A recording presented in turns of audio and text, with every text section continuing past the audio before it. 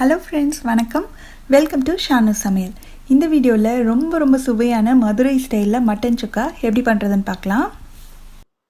இது பண்ணுறதுக்கு நான் 1/4 கிலோ மட்டனை கழுவி எடுத்திருக்கேன். இதை ப்ரெஷர் குக்கரில் சேர்த்துட்டு இது கூட ஒரு 1/4 டீஸ்பூன் மஞ்சள் தூள், கொஞ்சமாக உப்பு, 1 டீஸ்பூன் எண்ணெய் சேர்த்து ஒரு 3/4 கப் அளவுக்கு தண்ணி சேர்த்துட்டு இது நல்லா கலந்து விட்டுட்டு குக்கரை மூடி வச்சு ஸ்டீம் வந்ததுக்கப்புறமா வெயிட் போட்டு நல்லா சிம்மில் வச்சு 5 விசில் வேக வச்சு எடுத்துக்கோங்க. சப்போஸ் உங்களோட மட்டன் இன்னும் கொஞ்சம் எக்ஸ்ட்ரா டைம் வேகணும்னு நினச்சிங்கன்னா கூட கொஞ்சம் விசில் வச்சு நீங்கள் வேக வச்சு சாஃப்டாக வேக வச்சு எடுத்துக்கணும்.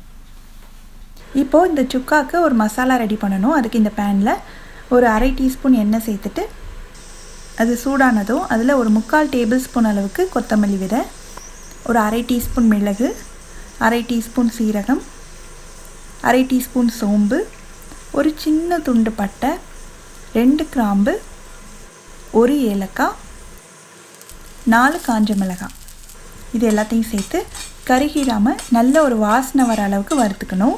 மிளகாய் உங்களுடைய காரத்துக்கு தகுந்த மாதிரி நீங்கள் சேர்த்துக்கோங்க. இப்போ பார்த்திங்கன்னா நல்லா வறுபட்டுருச்சு. இதை தனியாக எடுத்து ஆற வச்சிடலாம். நல்லா ஆறினதுக்கப்புறமா மிக்ஸி ஜாரில் சேர்த்து கொஞ்சமாக தண்ணி சேர்த்து நான் நல்லா பேஸ்ட்டாக அரைச்சி எடுத்துக்க போகிறேன். இப்போ பார்த்திங்கன்னா 5 விசில் ஸ்டவ் ஆஃப் பண்ணி ப்ரெஷர் எல்லாம் போயிடுச்சு. திறந்து பார்க்கலாம். மட்டன் நல்லா கரெக்டாக வெந்திருக்கு. இப்போது சுக்கா செய்ய ஸ்டார்ட் பண்ணிடலாம். இந்த பேனில் 1 டேபிள் ஸ்பூன் அளவுக்கு எண்ணெய் சேர்த்துக்கிறேன். எண்ணெய் நல்லா சூடானதும் ஒரு 15 போல் சின்ன வெங்காயத்தை இந்த மாதிரி ஓரளவுக்கு ரொம்ப பொடியாக இல்லாமல் கொஞ்சம் பெரிய துண்டுகளாக வெட்டியிருக்கேன். அதை சேர்த்துட்டு நல்லா வதக்கிக்கணும்.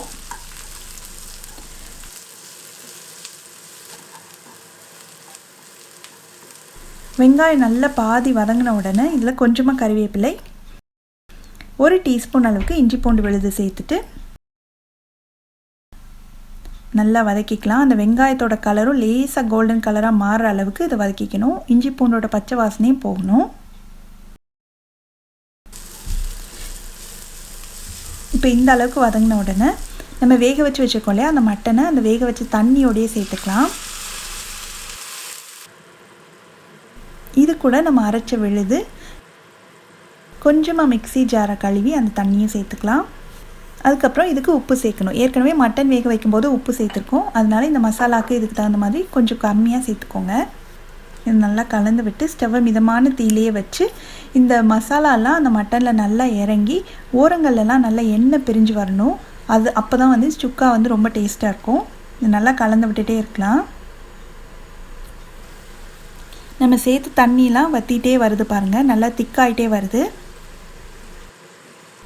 இப்போ பார்த்திங்கன்னா ஓரங்கள்லாம் எண்ணெய் கசிஞ்சு பார்க்குறதுக்கே ரொம்ப சூப்பராக சுவையான மட்டன் சுக்கா ரெடி ஆயிடுச்சு. இப்போ ஸ்டவ் ஆஃப் பண்ணிடலாம்.